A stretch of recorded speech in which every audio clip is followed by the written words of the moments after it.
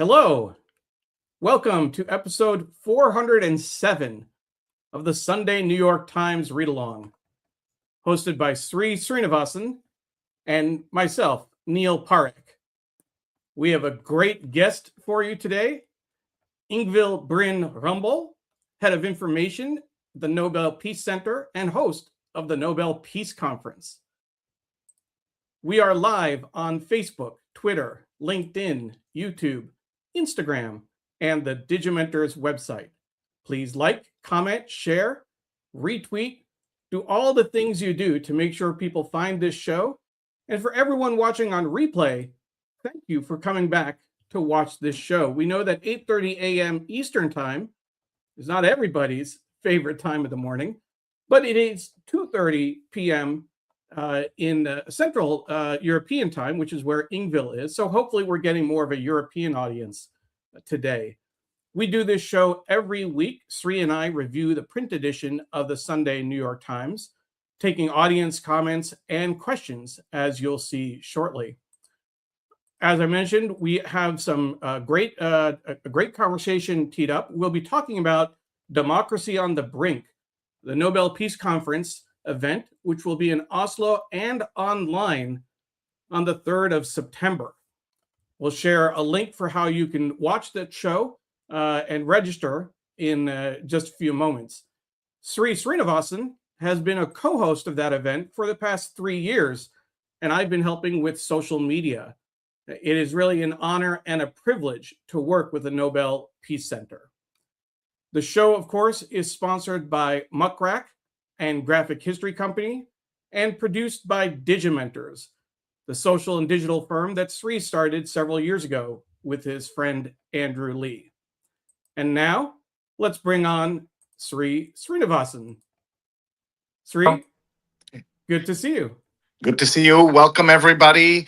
So happy to be here with a very special episode of the New York Times Read Along. If this is the first time you're joining us, thank you for being here. And one of the things you can do, I know Ingvill's doing it in the back, she is sharing this with her audience and pushing this out there. You can all do this. Just hit share. We're on Facebook, Twitter, Instagram, LinkedIn, YouTube, and digimentors.group. On any of these platforms, just tag a friend and they can watch live or later. And we have people watching from around the world. We're going to introduce you to them in just a moment.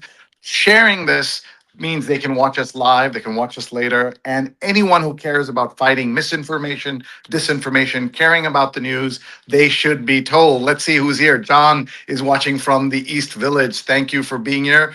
Dr. Sujana Chandrasekhar, longtime friend of this show, guest on this show.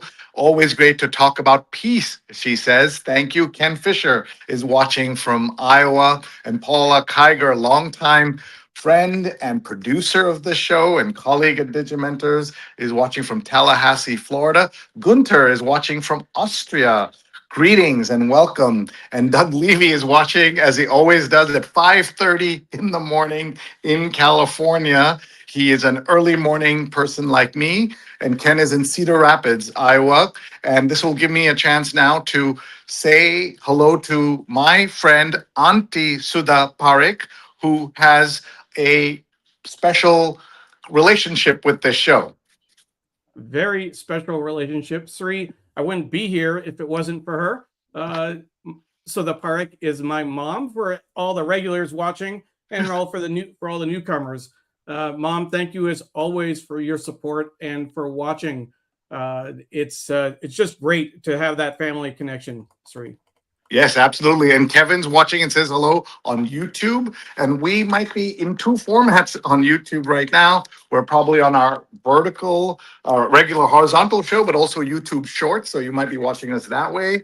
We welcome you on LinkedIn. Someone saying huge day. And Doug says best time of the day, 5:30 in the morning on a Sunday. I don't think many people will agree, but there he is. And how we do this is we look at the paper and then we talk to our guest who helps us understand the world. And they also talk to us about their career, their journey, what they're working on. And what Ingvill's doing right now is behind the scenes. She is sharing this making sure everybody in the Nobel sphere, as they call it, knows that we are promoting the Nobel Peace Conference, which is coming up September 3rd. As Neil said, a life highlight for both of us to be able to work on this show, and so excited. Neil, your thoughts as we get ready to bring her on? I was just going to point out that on LinkedIn, so usually we'll get the name and the photo, but this is our friend Walter Grayson, who is also helping us out by sharing this show with his colleagues. He has been on the ground. He's in Minnesota at Macalester College, former guest, most recently a guest host when you were away, Sri. But Walter has been working with the local community in Minnesota when they were fighting back against ICE. Democracy on the Brink means a lot to him, and we really appreciate all the great work he does at Macalester and beyond. And I want to say that he was such a good co-host. I was like, hey, you two should just have your own show. On top of everything else you do, Neil, you can have your own show. You have a show, by the way. Let's tell people very quickly, because I'm going to be a guest on that show that's coming up very soon. Absolutely. Thank you, Sri. This is certainly something that's very important to me. I do a twice a month show on mental health, Shining Light on Shadows, a candid conversation about mental health. This Thursday at 7 p.m. Eastern Time, we're going to be focusing on the mental health impacts of social media on teens and adults.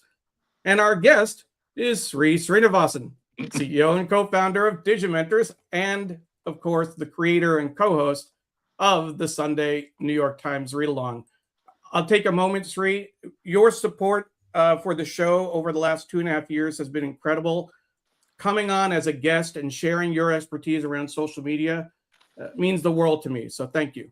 Thank you. And we're not having enough conversations about mental health. And that's why we're so proud that Digimentors and you are making this show possible for thousands of people every week to understand what's happening with mental health and the way the algorithms are affecting us is such a problematic thing. And we'll talk about how it's affecting adults as well as kids. Wherever you are in the world, folks, you can tune in and catch that show as well. And Sujana, by the way, tells us that it's looking good on YouTube too, and she's sharing. So everyone, tag, share, tell your friends, and tell us where you're watching from. Tell us about your Sunday. What's going on today? We'd love to hear.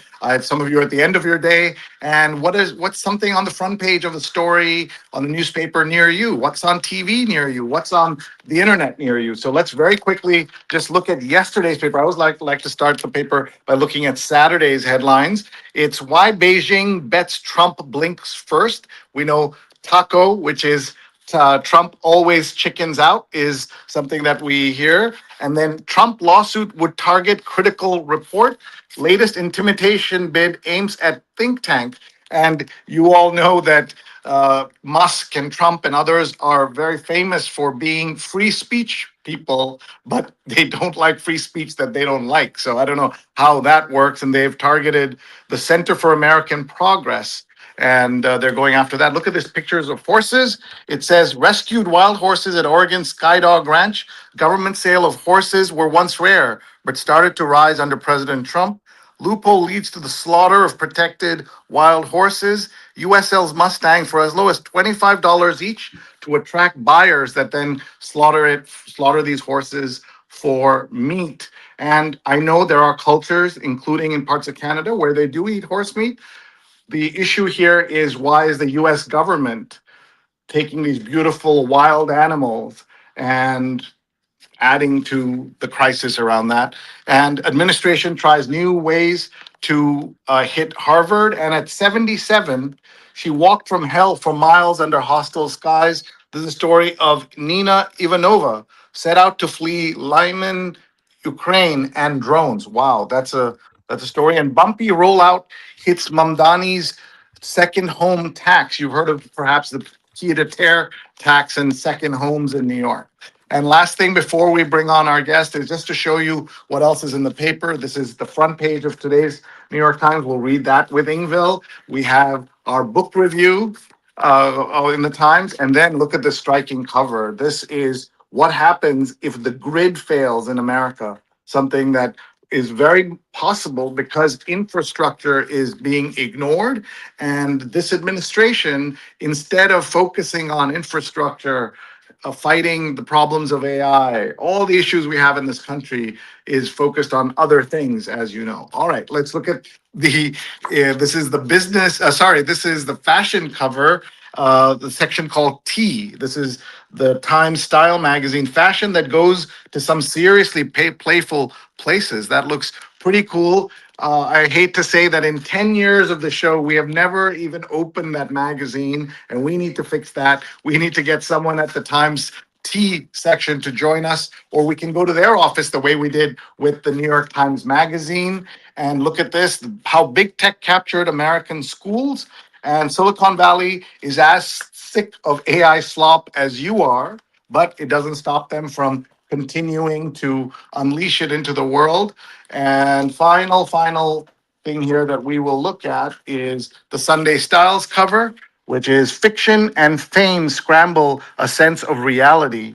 The life of M. Rachel Cusk's new book has a protagonist with an uncanny resemblance to Natalie Portman. I didn't expect that. And look at this, spouse's hands-on Pentagon role. This is the wife of Pete Hegseth, and there will always be complaints when the New York Times does stories in the style section about this administration. And America was on a heroine's journey. What happened? What does that mean? We'll find out. 3 years after the girls reclaimed the kingdom in Barbie, women have been erased from the picture. Wow. So much to read, so much to talk about. If any of this is interest to you, please tag your friends and share it with them now. And we have so many people who are commenting, and we'll bring those all in. I think we're ready, Neil, for our guest. I think so. As a reminder, our guest today is Ingvill Bryn Rambøl, Head of Information for the Nobel Peace Center and host of the Nobel Peace Conference. Nobel Peace Conference will be September 3rd in Oslo and online. Welcome to our guest, Ingvill. Good to see you. Thank you so much for joining. Good morning to you. Thank you for having me.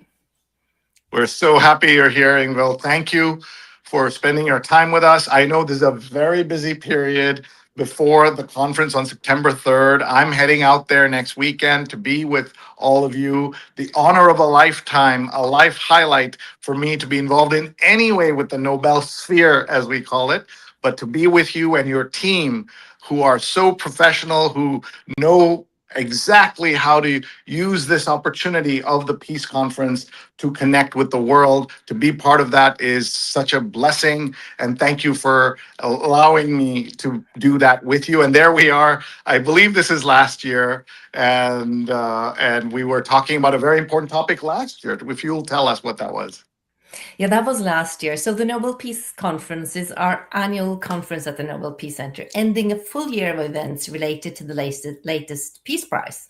So last year we were talking about nuclear weapons, the importance of disarmament, because in 2024 the Peace Prize was awarded to Nihon Hidankyo, the Japanese organization of survivors from Hiroshima and Nagasaki. So that was last year. And then in December 2025, the prize was given to Maria Corina Machado, the Venezuelan opposition leader. So this year will be all about democracy and why democracy is important for peace, why it's important that we defend democracy, and also why it's important that we defend the people who are struggling to defend democracy. Because that is quite a problem worldwide these days. And we get a huge group of democracy defenders coming to Oslo, and it will be like a workshop for democracy for a full week. We're looking very much forward to that. And we want to tell everybody that you can join us to watch in person. Watch online. In person is sold out. Even if you're in Oslo, we're completely sold out. But online. It's free and you can join. There's Neil giving you the link, tiny URL /2026 Nobel Peace. You can go find it. Otherwise, go to the Nobel Peace Center. By the way, sign up for their mailing list and all the cool stuff they do. They even have a store where you can buy all kinds of great merch from the Nobel Peace Center. My favorite piece of merch is a onesie that says future Nobel candidate. And I love that. Thank you, Sri. We even have a bestseller this year. It's been hats with the Peace Please on them. Oh, I like that. Peace, please. I love that, folks. So please check out the Nobel Peace Center. Check out the conference. It's early it's early America time, whatever time zone you're in the US. Neil, what time will you be waking up to work that show with us? Well, to work the show, I'm up at least at 6 a.m. I'll be prepping and ready at my desk by 6:30, and we'll be live at 7 a.m. Wow. A couple hours. But you know, if you're in a different time zone, you can always watch it later. It will be available online after the conference as well. Can you tell us who these speakers are? That'll be great for them to know. Look at these amazing folks. Yeah, so let's. So we have 3 Nobel Peace Prize laureates coming to Oslo to join us live from the stage. And what they have in common is that they work for democracy. So it's Ales Bialiatski. He's from Belarus. He was imprisoned in Belarus at the time that he got the Peace Prize in 2022.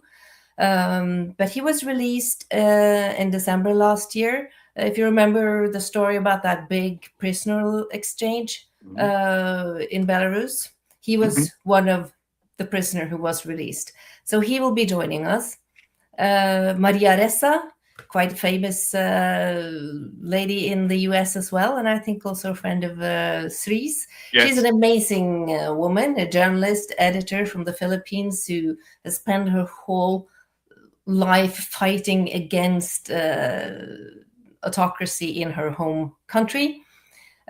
She's just published a new book, A Citizen's Guide to Stand Up to Dictatorship. Looking forward to hearing more about that. And we'll also be joined by Juan Manuel Santos. He is from Colombia, received the Peace Prize in 2016. So that's 10 years anniversary now for that Peace Prize, for his work with the peace agreement in Colombia, ending 50 years of civil war there.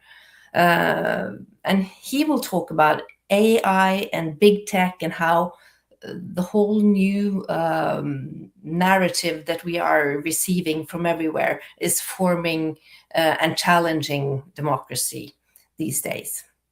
Ingvill, we will have Maria Corina Machado, the laureate from last year, will also join us, but that will be virtually. And she's in a secret location, right? Sorry, go ahead, Neil.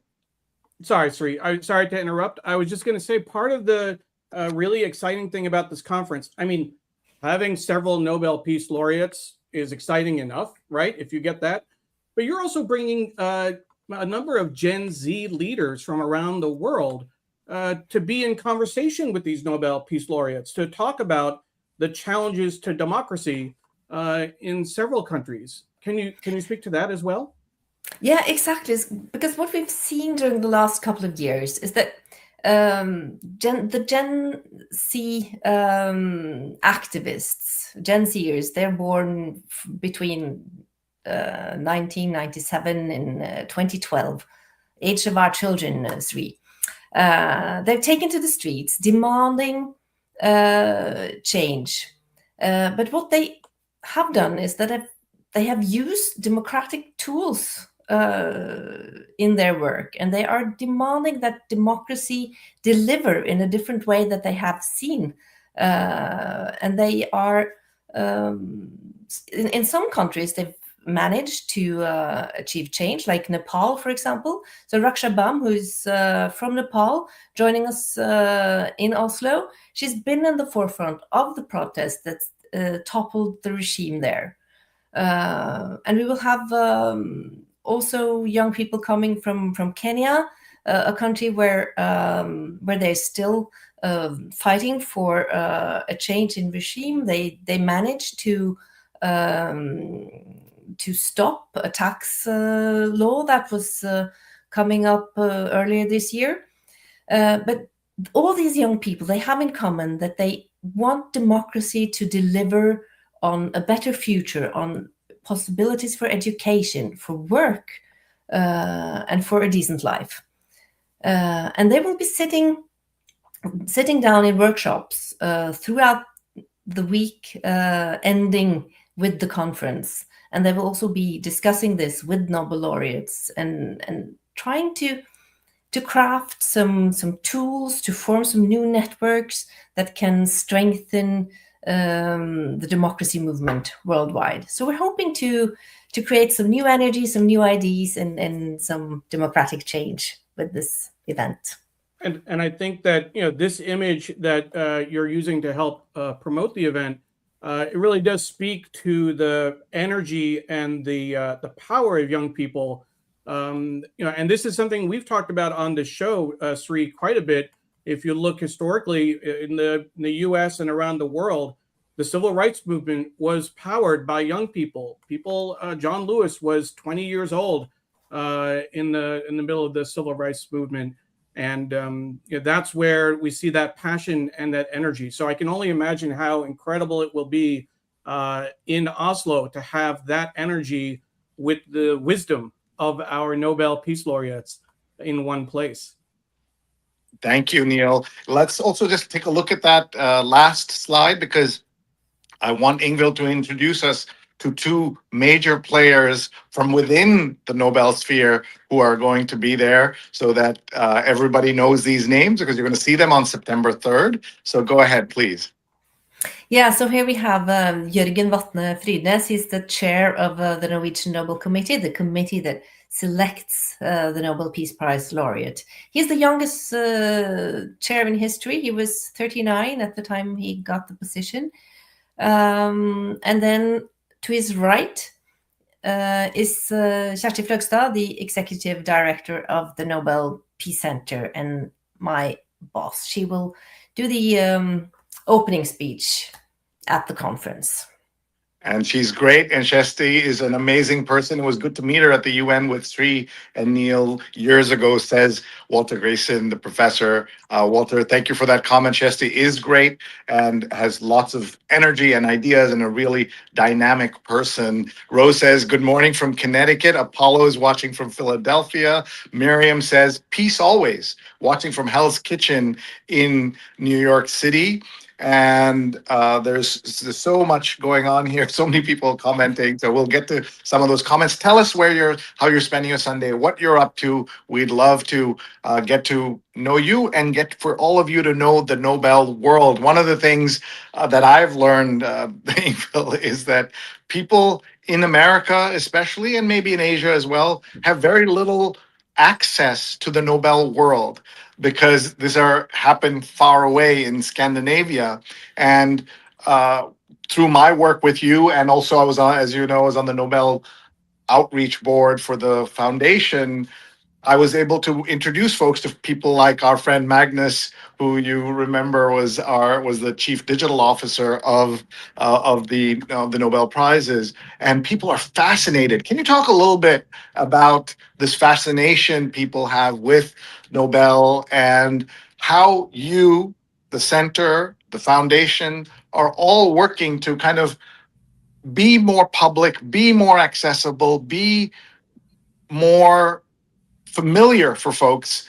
You obviously, everybody knows the name, knows the awards, but there's a reason you're doing all this. Yeah, thank you for asking that question, Sri. I work at the Nobel Peace Center, which is the museum for the Nobel Peace Prize. So we are we are meeting the audience, the public. And as you say, there's a lot of secrecy, a lot of closeness to the Nobel Peace Prize itself, because it is supposed to be secret. No one's supposed to know. We don't even know who the candidates are. So it's a very closed process, and the celebrations in December, when the laureate comes to Oslo to receive the medal and the diploma, is also a bit high ranking. It's red carpets, it's kings and queens, and big parties for invited guests. So our job at the Peace Center is to open this up to the public. They can come visit, they can come learn more about the Nobel Peace Prize, about the Nobel Peace Prize laureates, and about all the different causes that they are fighting for, and and get the impression that this is something we're in together. And what's so important to us is to use the Peace Prize and the story about the Peace Prize laureates to engage a broader audience and to make them realize that this is something they can all take part in. Because peace is not made on red carpets. Peace is something that is crafted every day by each and every one of us. So we're trying to open up, we're trying to invite people in and involve them in different kinds of ways, through art, through the events that we're doing, through our exhibitions. And I've been, again, blessed to be at the Nobel ceremonies, the banquet, all of that, both in Stockholm and in Oslo.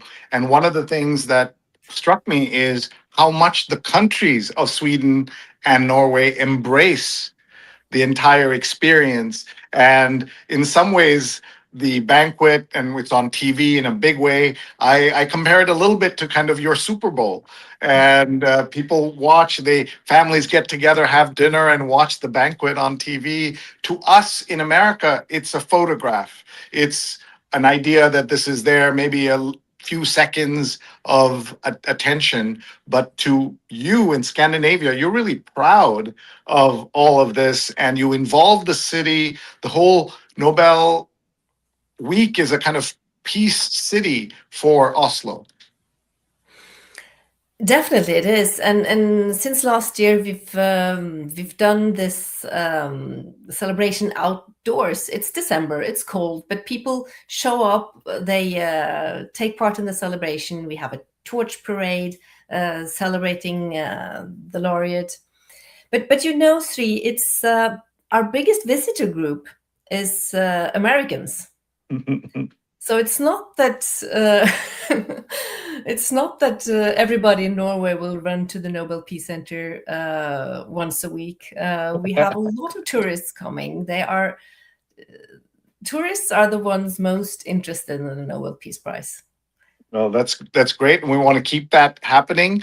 If you can, just tell us a little bit about what they'll see at the Peace Center. Maybe, Neil, we can go to the front page of the website so we can show them. But here's Walter's comment: ecstatic to be in the conversation today. The Nobel Peace Conference brings hope to all of us. The September 3rd event will be a vital kickoff to the academic year and a transition at Macalester College International Roundtable in October. Everyone is welcome to join us for that conversation as well. So check that out. Ingvill, we need more global structures to empower people under the age of 35 to confront the crises that humanity faces. Pope Leo is doing this work, and a coalition of the Peace Center, the Vatican, colleges like Macalester could take immediate steps forward, maybe with an event in the US, in Minneapolis, St. Paul. Look, you've been invited to Minneapolis and the Midwest of America.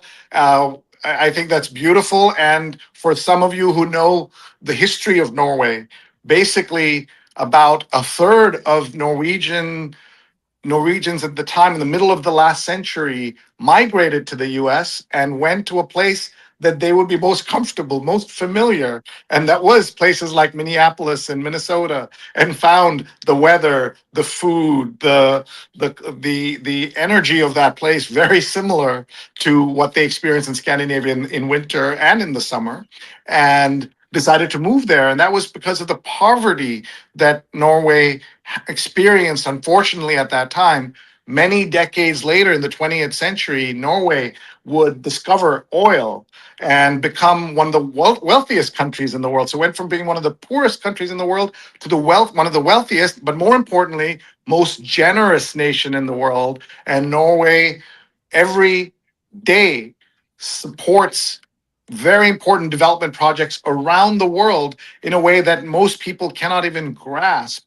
And with America ceding its soft power by not supporting projects around the world, by killing USAID, it's been Norway and other countries that have stepped up and are saving millions of lives. And on behalf of a grateful world, I will say to Ingvill and all Norwegians, thank you for what you have done. And now I'll give you a chance to respond to Walter's invitation to come to Minnesota. That's amazing. I really love the idea, and I wanted to say to Walter and other people who might have a university group or an organization. If you want to host a watch party, live stream the conference, and create your own little fireplace around this event, you're welcome to do so. You can just look up the link that Neil posted, and you will find information on how to reach out to us. And Send one me thing an we can email. do, yeah, and in our case with Walter especially, if you do that, Walter, if the timing works, and I know kids are not prone to get up very early in the morning, but maybe it's a half day conference, so maybe the time there'll be like a more decent hour when we're live. Either during it or after, Ingvill and I can come on FaceTime and say hello to your group and maybe answer some questions about how it all went, maybe then or later, if it makes sense. Ingvill's very busy, by the way, during this conference, because not only is she the host of the Nobel Peace Conference, she also runs the communications shop at the center. So there are journalists, there are questions, there are people. So she has to be directing and doing a lot of stuff. So it's just really important to give her the time to do that. But after that, I'm sure we would be able to do some fun stuff with all of you. Let's say hi to some. I'll just say, Sri, on behalf, I mean, if Walter, if you can pull something together and we can get the Nobel Peace Center involved in some kind of event in Minneapolis, Sri, I'm saying Digimentors will be right there helping to organize and amplify this. Yes. I think it'd be a great partnership. I agree.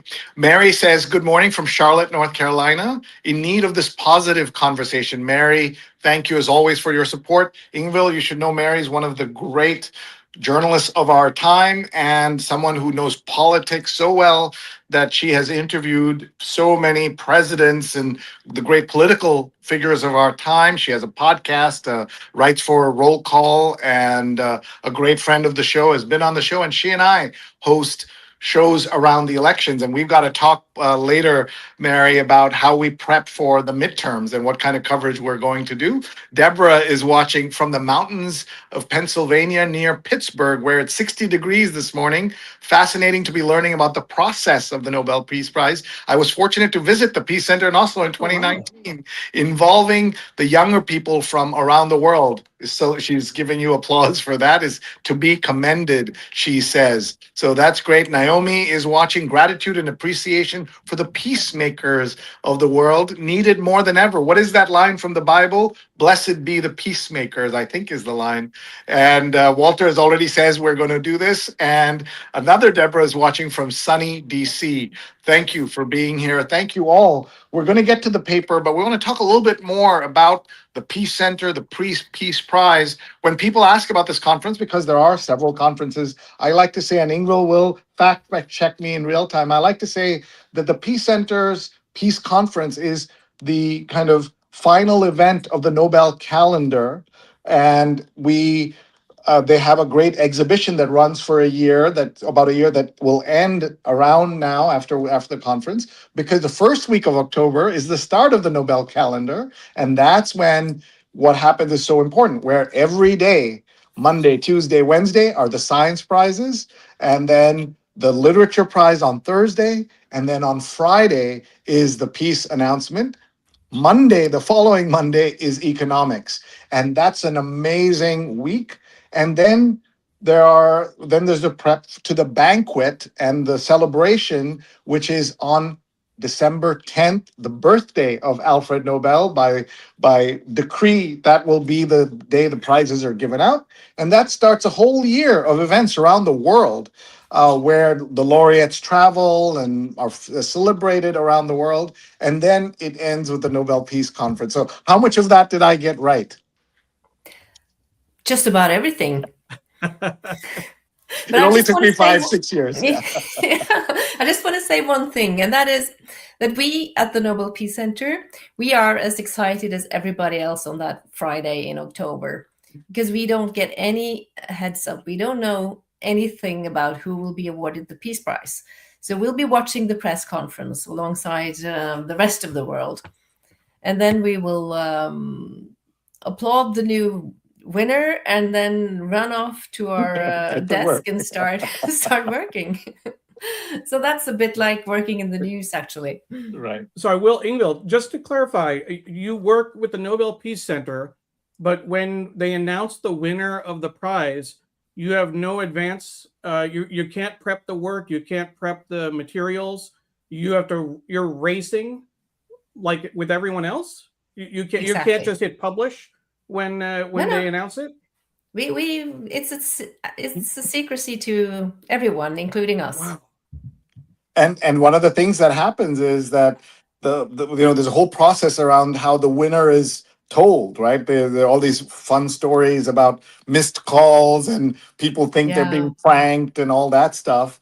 But we should also clarify, there is the Peace Center and there's the Institute. And the Institute is the one that chooses the winner. And that was the very young chairman you saw that we were mentioning earlier. And they're the team, a very small team that determines the winner of this prize. Because what Alfred Nobel did is he took the 5 prizes of his lifetime. The economics is basically in memory of Alfred Nobel. But the 5 in his will, he decided that 4 would go to great institutes in Sweden, his home country, and then 1 of them would go to Norway, which was the neighbor and tied together in so many ways. Norway and Sweden are connected so closely, and that's how he gave the Nobel Peace Institute. He gave it to Norway, and then the institute, or was there already, and you can tell me, was there an institute he named, or was that just that it was built around this? Yeah, what he wrote in his testament was that the Nobel Peace Prize should be handed out by a committee selected by the Norwegian Parliament. Because at the time of Alfred Nobel's death, Norway and Sweden were under the same king, but we had our own government. So and it's still like that. We're still following the testament. We're obliged to. So the Peace Prize the Peace Prize laureate is selected by a committee that is pointed out by the Norwegian Parliament.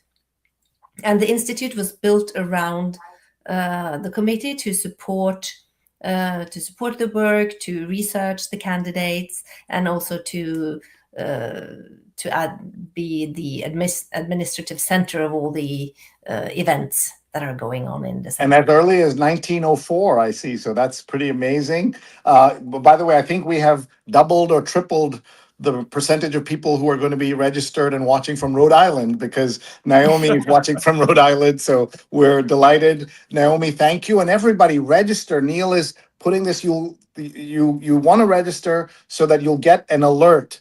Either an hour before or a couple of days before, and Ingvill will know, and her team does that so beautifully. And so you'll know, and then you can watch it on the website. It'll be on YouTube. It'll be on social media, but you want to know when this is live so you can watch us. Even if 7 a.m. is not your jam, as we go in, we can at some point show the program, Neil, so that people can see this is the first hour, the second hour. There's a break in there where I will go out into the festival, which is happening in parallel, and we'll have there'll be music and so many great activities. So please join us. And as we are saying with Walter, if you have a high school or a college class, pipe in half an hour of this and get them to see Nobel laureates in action. What I love the most about being part of all of this is not about famous people or anything, Ingvill. It's about excellence.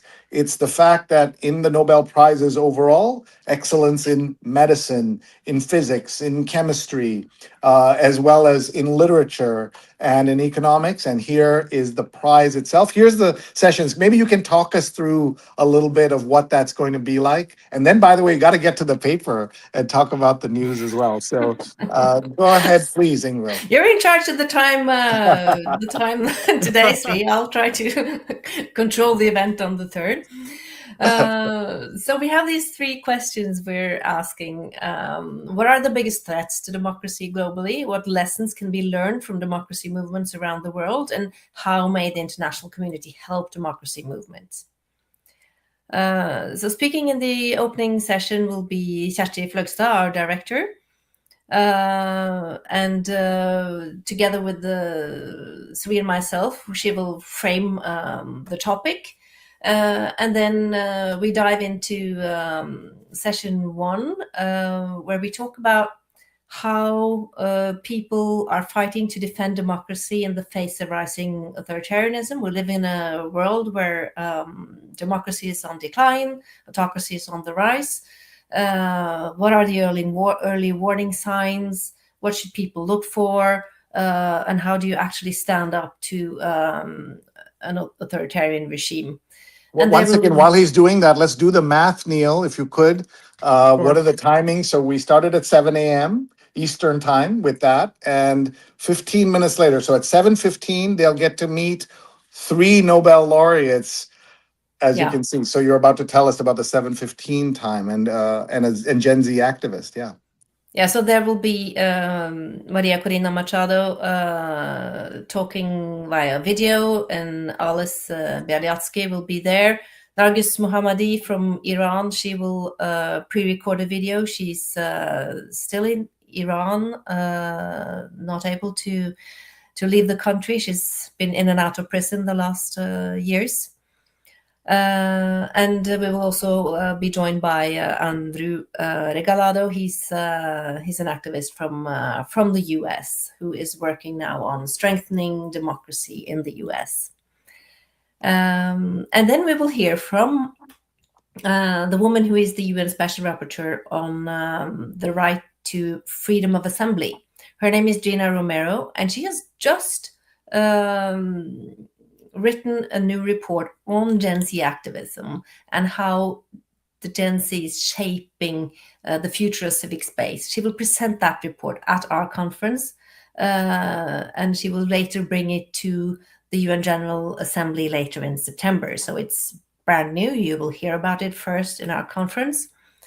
And also we'll have Raksha Bam from Nepal talking about how the Gen Zers took to the streets and actually changed the regime in Nepal. And this now gets us to about 8:30. So now we're at 9 a.m. Is that correct, Neil? Is my math correct? Is it 9 a.m. for the second session? So this might be more accessible to some of our audiences in the US, especially if you have young people. You can see again, we're going to have 2 Nobel laureates there and an activist. So go ahead, please, Ingvill.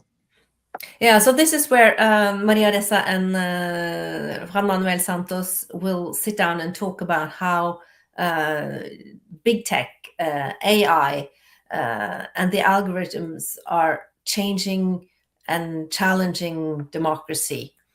And they will be joined by Wanjira Wanjiru. She's an activist from Kenya. And I'm excited about this conversation because I think she will bring to the table this very divided picture of social media, because in Kenya, they used social media to gather people, to mobilize people. But then on the other side, the same people are being targeted now in smearing campaigns on social media. So they see both sides of it. Very, very divided picture. Amazing. Look at that list. This really such important people will be speaking. By the way, Eva works at the Ford Foundation. The Ford Foundation itself is, I can almost see it out my window here, Ingvill. So we can see that. And then this is still in the nine o'clock hour. So you have great speakers coming. Yeah. So let's, and then the concluding remarks will be around what time? So we'll close to 5 CT. Yeah. So about 11 That will a.m. be Eastern. 11, yeah. So from 7 to 11 is where we're, so it's 4 hours altogether of programming. And so folks can join. Remember, you can watch it all recorded at the nobelpeace.org website. So you can see it there if you're not able to make any of this live. But register anyway, get on their mailing lists. They do so much good work. And if you ever get to Scandinavia, please go to Oslo and please go to the Nobel Peace Center. We have so many comments and coming in. We just want to say hi to a few people. Stefan is watching. Peace to all, he says. Thank you, Stefan. And look at all the cool stuff that people are talking about. Sudha says, great show, highly knowledgeable. We have a very good guest in Ingvill, which is so cool. And we see here, Walter is very kind. Digimentors is the future of interactive news media. Apollo's watching from Philadelphia. I hope this Nobel Peace Conference and Festival doesn't poke the ire of Donald Trump.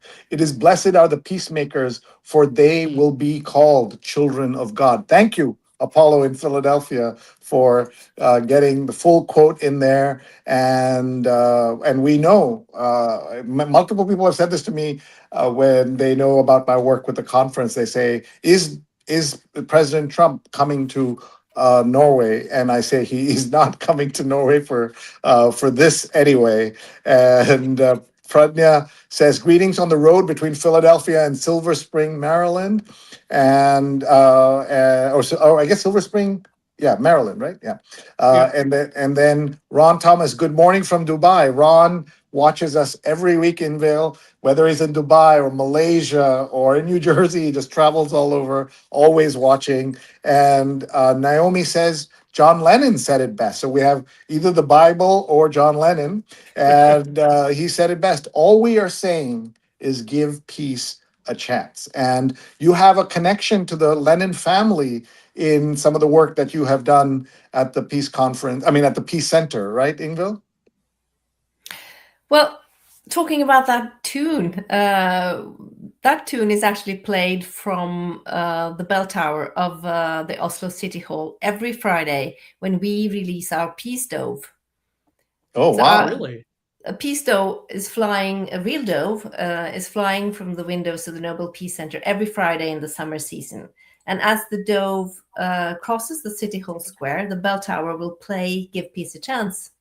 Yeah, amazing. So that's quite a connection. And we've had exhibitions with Yoko Ono a couple of times, if that's what you were. Yes, that's what I meant. And Walter says maybe the Times needs a regular section on international peace. Well, they certainly cover all the war that's all over the place. Can Machado get another Peace Prize because she gave hers to Trump? Here's a question for you. That is a very good question, and I think a lot of people are wondering about that. But she is in no position to give away the prize. She has given away a token of the prize, the medal, which is hers to do whatever she wants with. But she is still the recipient of the Peace Prize. That does not change. So a medal can change owner, but the title of Nobel Peace Prize laureate cannot. So it's just to be clear on that. She is still the Peace Prize laureate. Okay. And before whoever we get to holds the medal is not. And if for God forbid somebody happened to need money and wants to sell it or whatever, that's okay. But the prize still is hers. The medal can be passed on generationally, of course, but this is that. Let's just a couple of other technical things about the award so people know. Anybody in the world who is in certain categories can nominate a Peace Prize candidate, but therefore, you might hear people saying, I was a nominee. But in fact, it's not as impressive as it sounds, perhaps, potentially. Tell us, please. Yeah, so there are quite a few people across the world who are able to nominate. Sitting members of parliaments can nominate. Previous laureates can nominate, and that means also heads of organizations who have received the Nobel Peace Prize, like Amnesty, Red Cross, like that, and professors of certain subjects can nominate. Yeah, so it's quite Tens of extensive thousands group. of people could nominate. So the nomination is not a bar or a barrier. It's in the committee. It's in their years-long process of vetting, checking, all of that becomes a thing. And So it does not mean that the committee has chose. It's not a short list from the committee side. It's just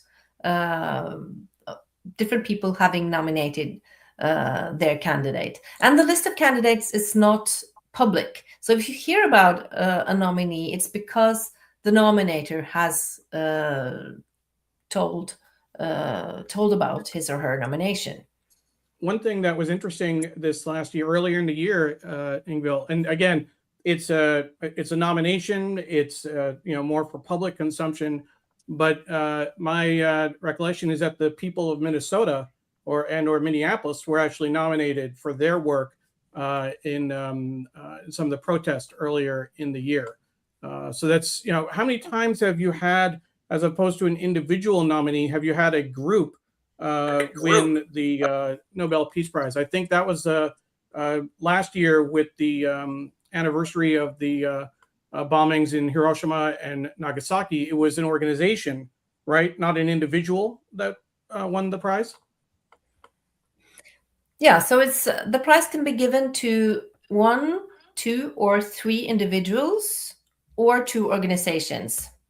So I would have to look up the numbers, Sure. but it's quite a few organizations who have received the Peace Prize also, and it can be also given to a combination of an organization and a person, which is also quite common. When Kofi Annan received the prize, it was together with the UN. So it's like things like that. Great. Yeah. Thank you. Another thing that people should know, that you have to be a living person to win the prize. Yes, that's right. It's not given posthumously. That's not possible. And since we have a lot of people of Indian origin who watch the Nobel Prizes, the Nobel Peace Prize was famously not given to Mahatma Gandhi, and the Peace Committee talked about that and issued a statement about this over the years about this, didn't they, Ingvill? Yeah, Mahatma Gandhi is often called the missing laureate because he was nominated several times, but he was never awarded the prize. But the year Gandhi died, the prize, 48. The prize was not given to anyone. That has happened sometimes during the history, especially during the periods around the 2 world wars. The committee could not find a suitable candidate. And in this case, they said we could not find a suitable living candidate. And Exactly. that was their nod to Gandhi. And this is all explained in great detail. There is a rule that there is silence for 50 years or so. And then after 50 years, they were allowed to talk about it. And they did. And before I learned about all of this, Ingvill, I can tell, as many Indians who didn't know all the details, to then see that, things in history happen that can be considered wrong. But it's what you do with it. How do you approach it? How do you deal with and acknowledge the mistakes that have been made? That is the most important. And the Nobel world is, I think, done right by Mahatma Gandhi in that way. And so that's really good. So let's remind everybody, what are the deadlines if you want to get nominated for a Nobel Prize? If you know any parliamentarians, professors, and you feel like you deserve a Nobel Peace Prize, what should they do, Ingvill? So they should go to the Nobel Institute's website and find the right way of nominating. And then they should fill in that form by 31st of January. So they Right. have quite a while to think. So for this And year, it's yeah. already too late. Yeah. And January 31st, and they shouldn't fill it in. Those nominators should fill it in on your behalf. And this sounds so far-fetched, but I can tell you, Ingvill, that there are people who believe they deserve a Nobel Prize in particular subjects, and they're not shy about it. Every week from people who think they deserve the Peace Prize. And they're not shy. And what I have said to at least one person who I believe is doing good work is continue to do the good work. That's the important thing. And one day, if stars align, you may get nominated and you may win. But there's nothing anybody can do, anything you can do to make that happen. And don't spend your energy thinking about that, because they're picking one prize a year for the next 25 years of this person's lifetime, right? And there are millions of great organizations. So don't set your sights on the Nobels or any prize. Do it because the work matters. Do it because you care.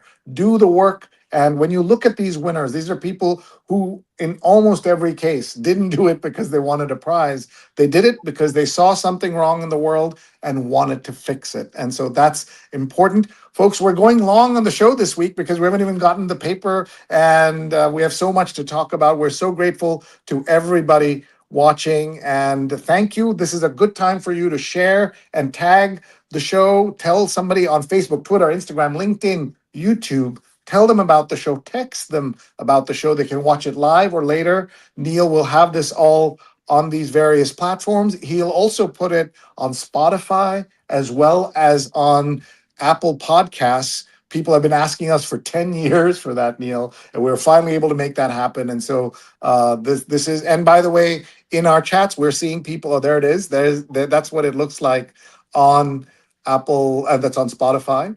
And here is Robin nominating Trump for the Nobel Peace Prize, and she's welcome to say that, obviously. And anybody who feels that way should make sure that happens. And as I understand it, the Pakistani ambassador in Norway has nominated President Trump maybe even more than once, because they did it publicly. They didn't do it in a kind of confidential way. They did that publicly, and that becomes geopolitics and all of that that's going on right now in the war. So we're not commenting on the validity of any particular winner, but or candidate or possible candidate, but people will talk about this stuff all the time, of course. So I think we're ready to talk about the news, unless there's, Ingvill, anything else we should know? Anything else? Neil's like, yeah, move on. Let's get to the paper. It's 9:30, almost 9:30, and thank you for reminding our viewers, when we have a guest on the show, we do extend it to our traditional 10 a.m. end time. So hopefully folks can stay with us for an extra half hour this morning. Sri, what's in the paper today? Yeah, look at the paper. This is still a thing. Newspapers still are a thing. There were famously, a professor said, not me, a professor said that print newspapers will die by 2025 in the United States. And it's not that they're thriving, the opposite.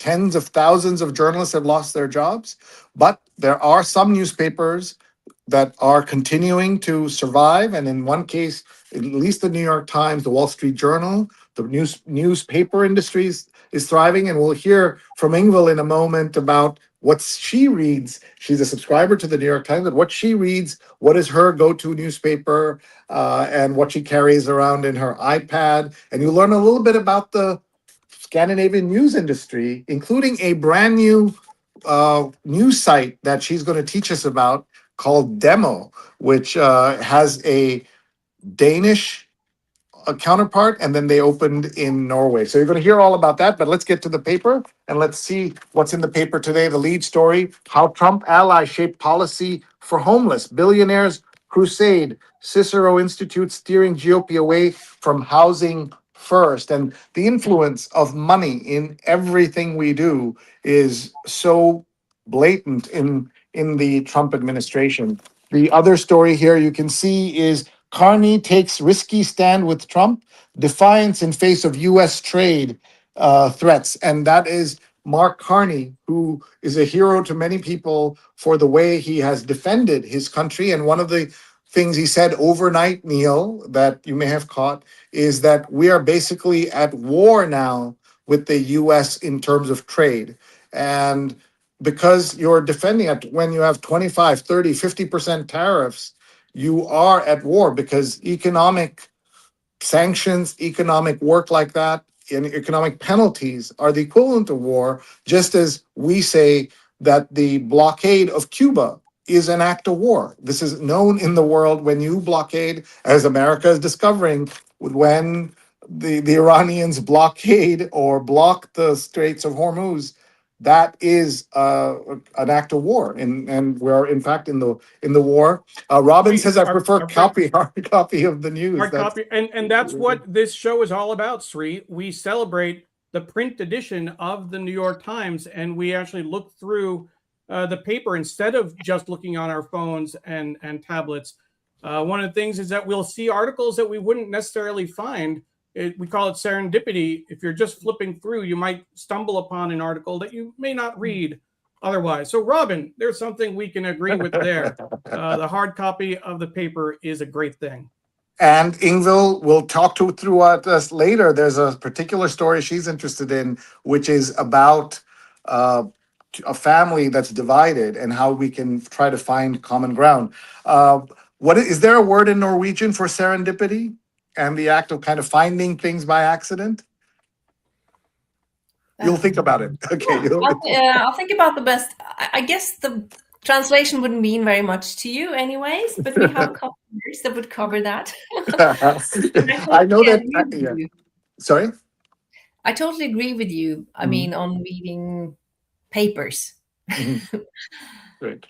So let's talk, Ingvill, maybe you can jump in. This is a fellow European person and leader. Maloney cuts the hard right a path to power. And the subhead is From Outcast to Avatar of Post-Fascist Italy. So any thoughts on this? It's evident that with Donald Trump, I believe things would be easier. Given our convergence on immigration and woke culture, things have turned out otherwise. Giorgia Meloni, the Italian prime minister, on a strained relationship with Donald Trump. I'm actually surprised to hear that because I thought he would love working with her. Yeah, it seemed they were getting along really well at the beginning of his second term, but things are changing in their relationship as well, which might be related to that story about the family who finds out that they have different points of view and find it difficult to meet across differences. Yeah, I think that's right. All right, we're going to take a look at with my, now brought out my camera so that I'm not holding the paper like that. By the way, we'll just show you there's, speaking of peace, there is the UN headquarters right there. You see the building from the side. That's UN headquarters, and that's the East River in New York City and Roosevelt Island. And at the base of Roosevelt Island is the Four Freedoms Park, and named after the Four Freedoms of President of FDR, Franklin Delano Roosevelt. What is your experience in the U.S.? How much time have you spent here? Not too much, actually. I've been to New York a couple of times. I've been to Maine, where I have family. Maine is, I don't know, I think Maine is probably the state where everything is most similar to Norway. The nature, the climate. But as we discussed earlier, most of your compatriots ended up in the Midwest more than Maine. Yeah, that's right. That's right. Okay. Faded Dreams in Hollywood. Royals relate. And as we know, Harry and Meghan have moved. We have an obsession in the US, as you know, about the British royal family. You live in a country with a very beloved royal family. People love and respect the king and the queen, the crown prince. Talk about them a little bit. And they're involved in the Nobel Prizes. Oh, it's funny you ask, because I'm actually heading to the castle this evening Okay, as one does. Just outside, as where normal people can go. I'm not a regular guest inside the castle. And I'll be Ingvill. I'll be at Old Castle this evening. That's White- my address is Old But Castle Lane. it says something about Norwegian royalty, because every August, the Queen and King will give as their birthday present to the people living in Oslo a free concert. So the Philharmonic Orchestra will give an outdoor concert at the square in front of the castle tonight. And that happens every August. And it's a way of celebrating the kings and queens' birthdays. And that says a little bit about our royalty. They're very connected to the people.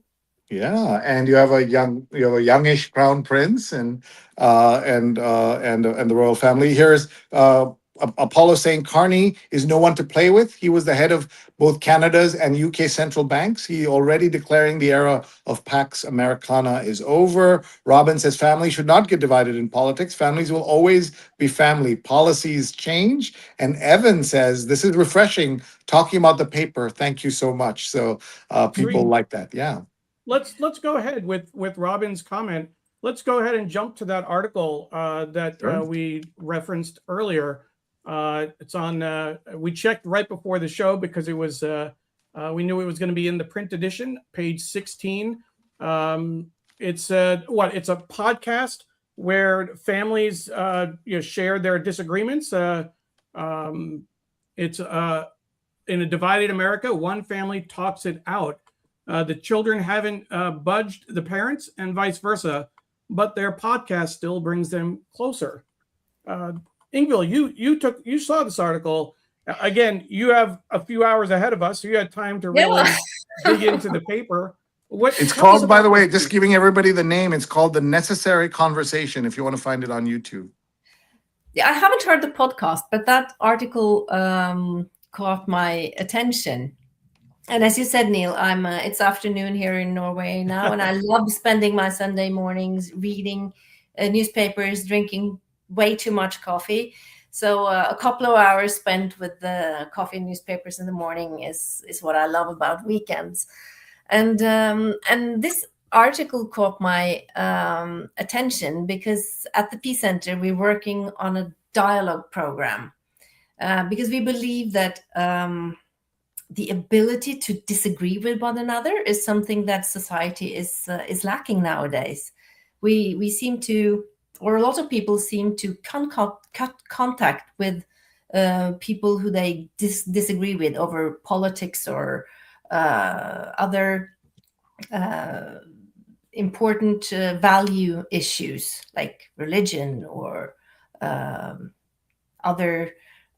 other forming value issues. And that was exactly what happened to this family. They were unable to talk to each other. I think they had a year without contact. And then the son of the family got the idea that let's make a podcast. Let's meet publicly and talk about politics. And they did. And that brought the family back together. That's amazing.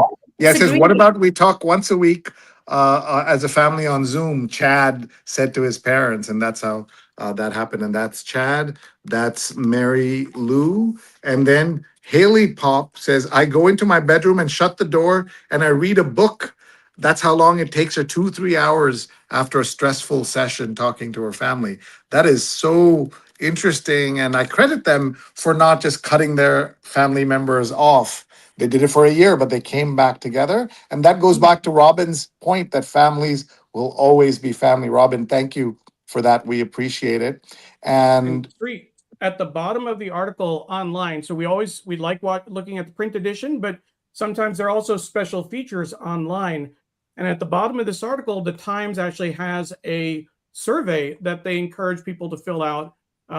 If you have a political disagreements damaged your relationships, elaborate. Have your politics shifted in recent years? What questions or thoughts do you have about this family's approach? You see some of the other questions as well. And I do want to note that this article is actually part of the Headway initiative, which is a relatively new project at the Times. I'm going to scroll back up so we can see it. I made it larger for folks.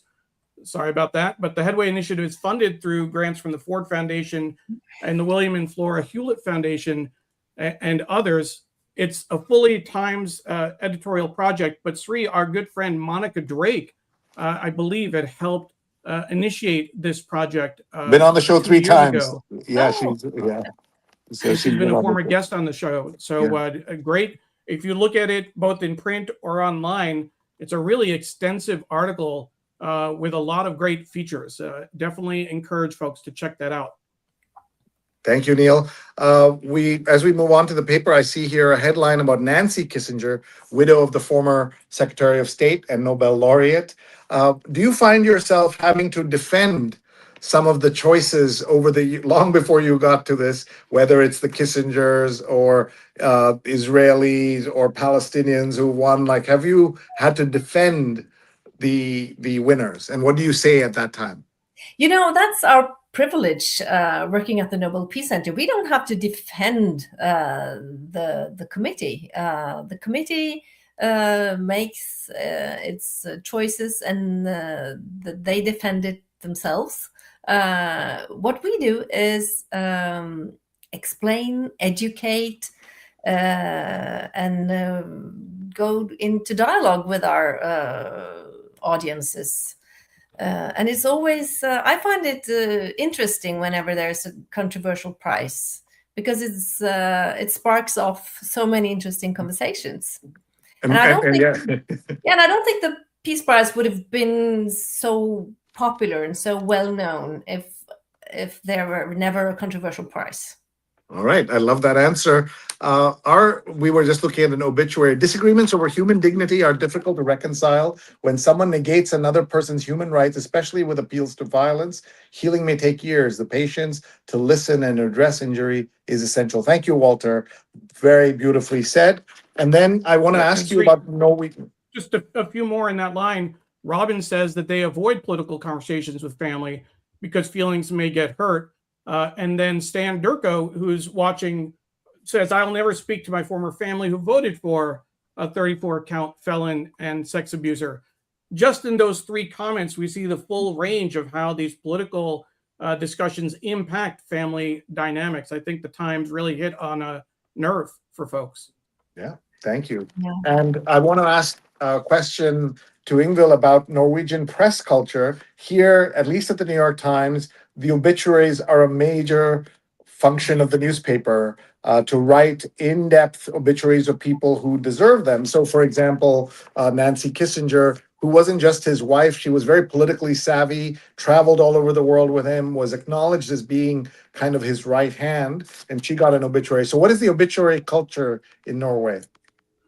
Very much the same, I would say.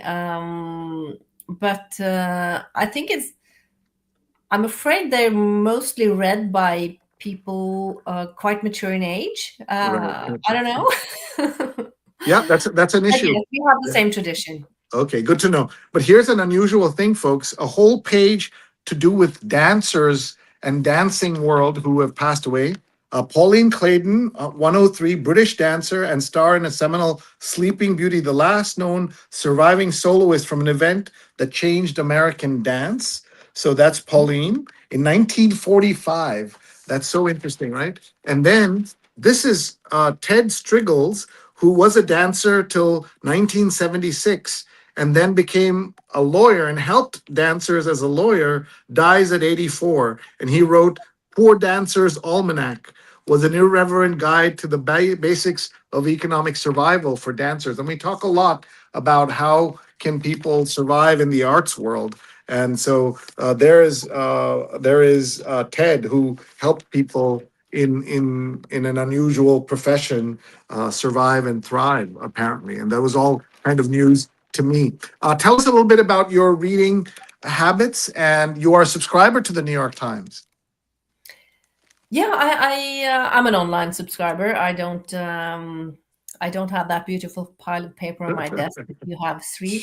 I'm a bit envious because I'm a journalist from from my past. I used to work in the press for 20-something years. And what I really miss about the newsroom is the way we used to sit around the table with a pile of newspapers on it and read and discuss the news together. And I grew up in a home with newspapers on the table as well, discussing the news with my family. And I think that is just well, it's something I miss. There's just the smell and the feel of it. So, but my subscription nowadays is like this. So I still read.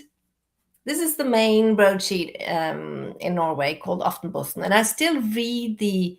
I read it the way the paper will look. So it's called a replica. In some places, we call it a replica edition. Yeah. And I like that just because of what you talked about, Sri, that if you're only looking at the formatted edition on your phone, you will not get all those articles, little notes that are there in the print edition. So I have two newspapers that I subscribe to, two Norwegians, two broadsheets. It's Aftenposten and Morgenbladet. Morgenbladet is a weekly, more cultural deep dive kind of a newspaper. I read the New York Times and the Guardian occasionally to have a broader picture. And you have a tabloid in Norway, right? VG. Yeah, VG is where I go for breaking. Mm-hmm. Very cool. By the way, here is and the Norwegian Broadcasting for breaking news. So I get these signals on my phone saying something happened. Yeah, I'm a bit of a news addict. Yeah, I'm sure you are. This is the New York Times fashion magazine women's edition. And Sujata says, you need to ask my daughter Sarika to come on to school you on fashion skills, not from her mother, from Amma. Amma is a word for mother, and that's lovely. And we have some other comments and things. Neil, you got her bio up. Oh, this is Ingvill's media background. I was going to ask if you can explain just a few of the places that you've worked over the before you joined the Nobel Peace Center. It looks like it was if I'm doing my math really quickly, 15 years or so as a journalist, right? She started at the age of 5.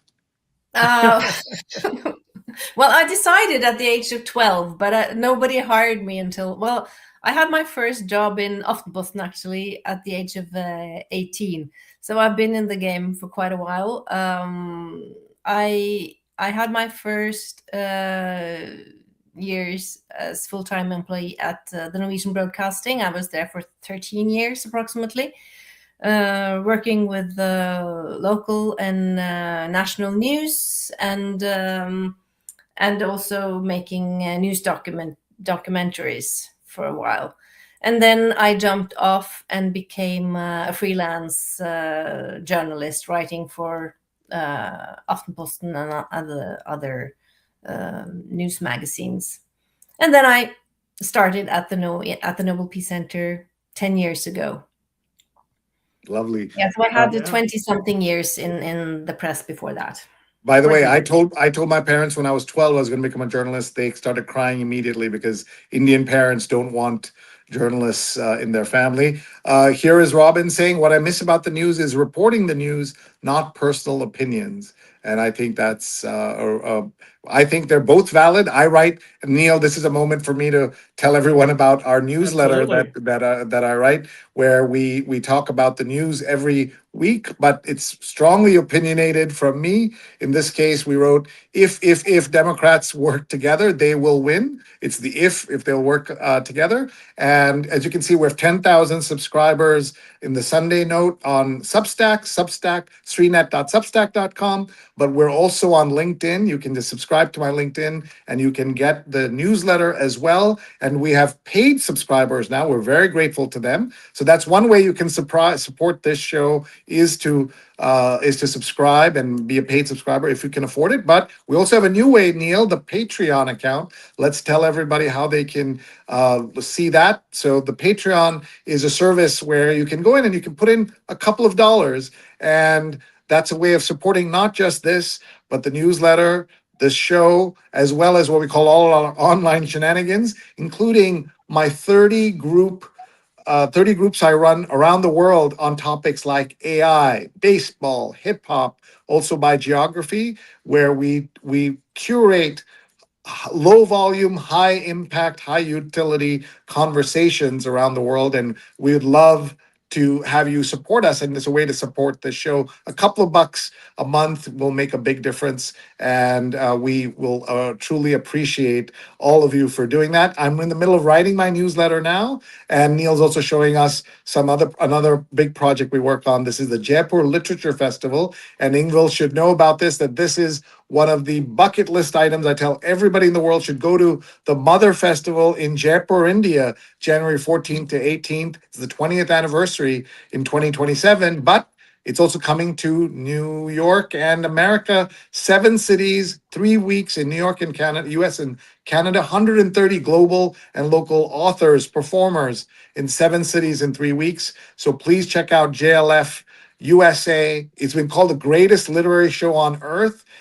By Tina Brown and Ingvill, just to give you a sense of the numbers, they have 500,000 people go to Jaipur to see this festival. So as big and as fun as the Nobel Peace Conference and Festival is, I'm sure you're happy it's not 500,000 people. Wow, that's impressive. Yeah. I would love to go. Yeah. America was on a heroine's journey. What happened? And this is about Barbie. I was surprised, actually. I didn't know what this was. 3 years after the girls reclaimed the kingdom in Barbie, women have been erased from the picture. Susan Faludi, the famous writer, commentator, has written this. I've not read this, so if anybody has, let us know what this is about. I think that would be interesting to hear what this is. Let's look at Sunday styles. Fiction and fame scramble a sense of reality. Life of M, Rachel Cusk's new book, has a protagonist with an uncanny resemblance to Natalie Portman. And Natalie, of course, is a beloved star who has been in everything from Star Wars to one of my favorite movies of all time, Neil and Ingvill. I don't know if you've seen it. It's called The Professional. And she's very young in that. She may be 10 or 11. And she acts with a great French actor in a totally violent movie. This young girl is in there, but it's a very popular movie called The Professional. And the story here is spouse's hands-on Pentagon role. Jennifer Hegseth, the wife of the defense secretary, is now his most influential advisor. And she, I think, was also a former Fox News producer. And so we have TV stars. 3 of us are journalists on the show. We like journalists, but I don't know if any of our friends should be running the largest military in the world or be involved in that in any way. Let's go here. Sunday business cover. By the way, are the broadsheets in Norway also in sections, or is it all like one piece? Yeah, Aftenposten, the newspaper I just showed you on my iPad, has 3 or 4 sections on Saturday, which is the bigger newspaper day here.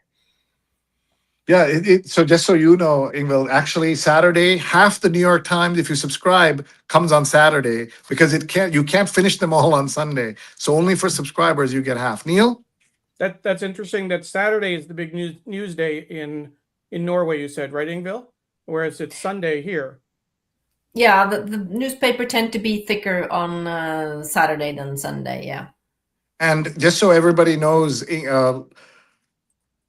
Norway has very strong blue laws, meaning Sundays are really holidays, right? Like there may be 1 or 2 places where you can get medicine or food, but restaurants are open, but the stores are really closed, correct?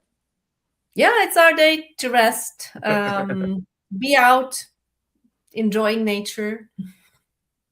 Look at this. Walter's a fan of the movie because this is a great line from Gary Oldman, the Oscar-winning actor, who says, "Bring me everyone." Everyone says somebody. It says everyone. It's a famous meme.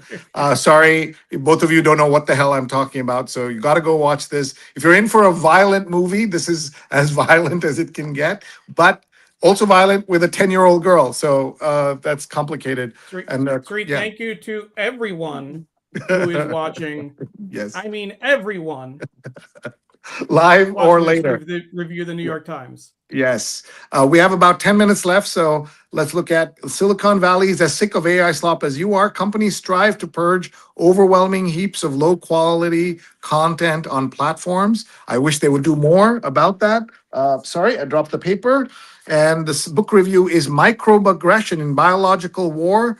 Her new sobering book, Annie Jacobson considers the potential civilization-ending impacts of weaponized pathogens.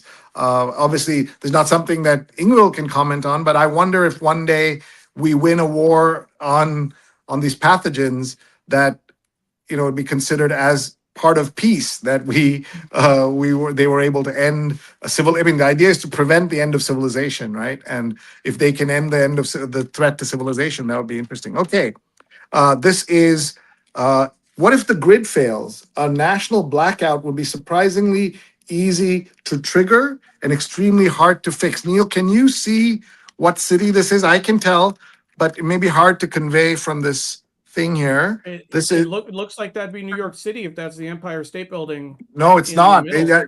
Yeah, I know from that distance. There's actually Philadelphia? San Francisco. There's actually the San Francisco and the Transamerica Center there, and this is what digital cannot convey that print can, obviously. And then you see the street. So I presume there's a photo illustration, or did this actually ever happen where San Francisco had a blackout? New York obviously has had multiple blackouts, and Naomi, by the way, tells us that Jean Reno is the French actor in The Professional. Incredible cast, she says.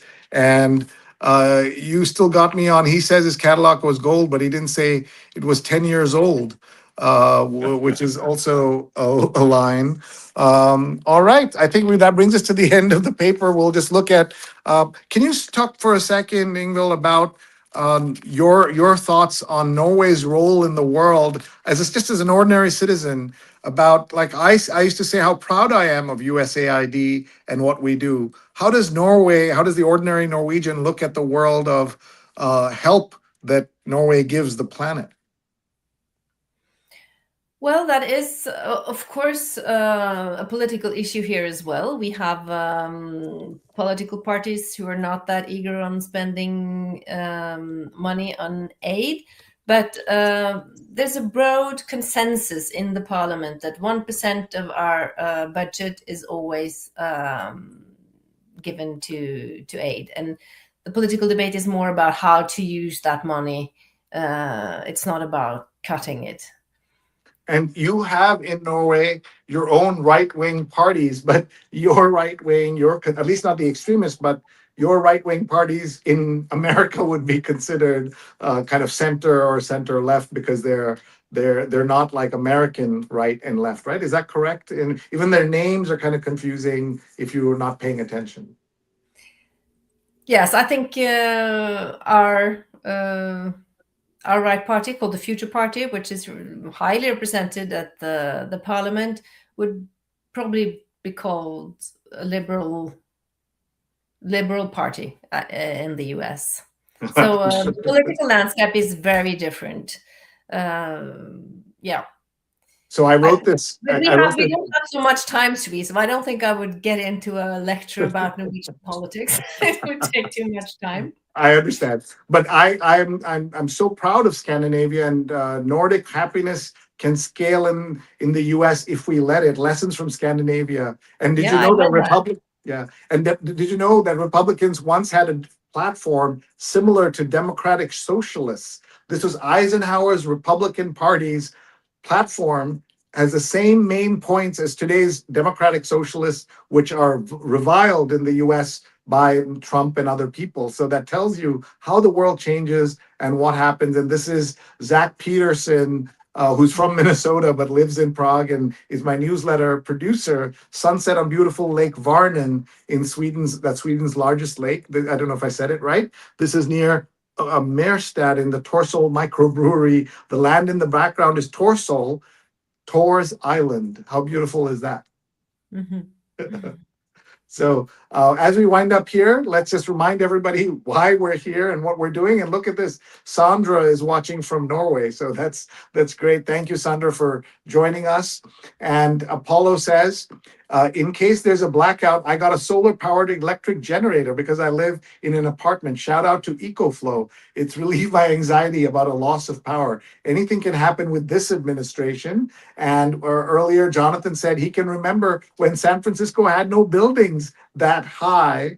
And Mary says, speaking of power outages, an underreported story, the majority of the Black city of Gary, Indiana, is still without power 2 weeks after a storm. The neglect, disregard, and evidence of who matters in America. I'm so sorry, Mary. I had no idea. I did not know that. Gary, Indiana is the famous home of the Jackson family, including Michael Jackson. They were born there. And it is one of those towns that suffered greatly in the meltdown over the job losses in America. It was one of those Rust Belt cities. But those factory jobs went away and never came back. Deborah says, great show today. Thank you all for opening the world to us and trying to make sense of it. Happy Sunday. Ingvill, you played a major role in that, and we're very grateful. Walter said, even the conservatives are liberal. I've got to go see it. You do. you gotta go and see it for sure. And Naomi says, the exact Norwegian word for serendipity is, can you pronounce that? Serendipitet. You can also use phrases like tilfeldighet, by chance.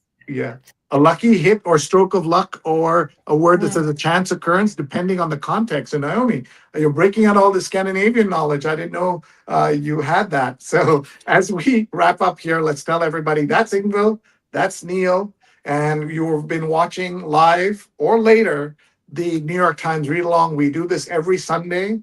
And next Sunday, I won't be here. I hope Neil will have a great guest host to step in for me. And what we do is we talk about the news, we fight misinformation, disinformation, wherever you are in the world. Like Ingvill, please subscribe to a newspaper, digitally or in print, and support journalism because it matters that much and it makes a big difference in the world. Ingvill, a final word from you about the Peace Conference, about their opportunity for everyone to learn about the wonders of the Nobel Prizes. Yeah, I just want to welcome everybody to join the Nobel Peace Conference on 3rd September. You can watch it online from 6 in the morning Eastern Time, Seven. whenever you wake up. 7 in the morning Eastern Time, or whenever you wake up. I hope you will join us. You'll meet Sri and me there. And check out the Nobel Peace Center's website for more on the work that we do. It was great being here. Thank you so much. Terrific. Look at these comments. Great show, says John. Naomi calls you a superlative show and guest.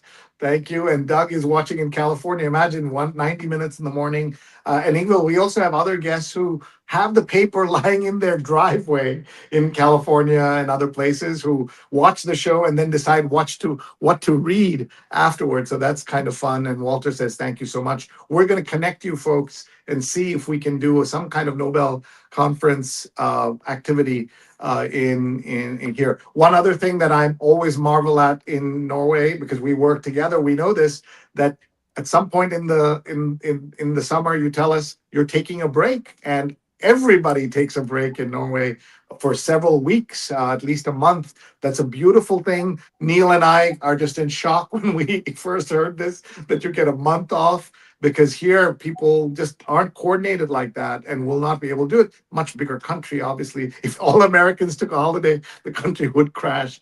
But you all, just the way you adjust to life and how the world or how the country works to support you, than you to support the country, as the rat race. I'm sure all of that exists in Norway, but to an outsider, it's such a beautiful and special place. Absolutely. Looking forward to having you come to Oslo, Sri. Thank you. Absolutely. Sri, as a reminder for folks, if you're watching and you joined us late, you'll be able to watch the replay from the beginning on Facebook, on Twitter, on LinkedIn, on YouTube, and the Digimentors website.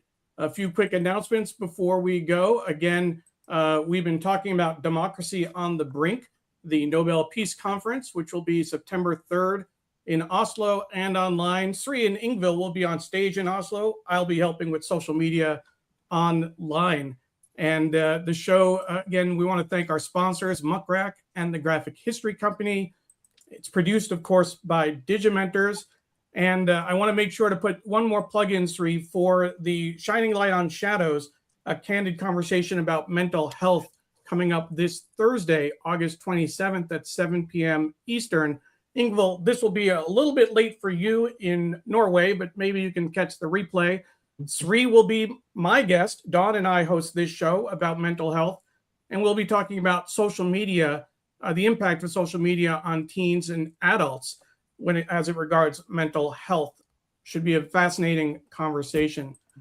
Neil, I look forward to being grilled. I look forward to being grilled by you, and you're scraping the bottom of that barrel over there, Neil. But thank you. Episode 55. Amazing that you've done that all these months. And Diana says, join late, but we'll rewatch later. Thank you for being my Sunday morning ghost spot. Diana is in California, so it's now 7 a.m. But she is an early morning riser, and we're so happy to have you, Diana, and the entire New York Times Read Along family. Thank you for watching. Follow the Nobel Peace Center, nobelpeace.org, nobelpeacecenter.org. Make sure that you are able to check them out, and please support the work of the Nobel Prizes. Thank you, everybody. See you. Bye-bye. Bye-bye.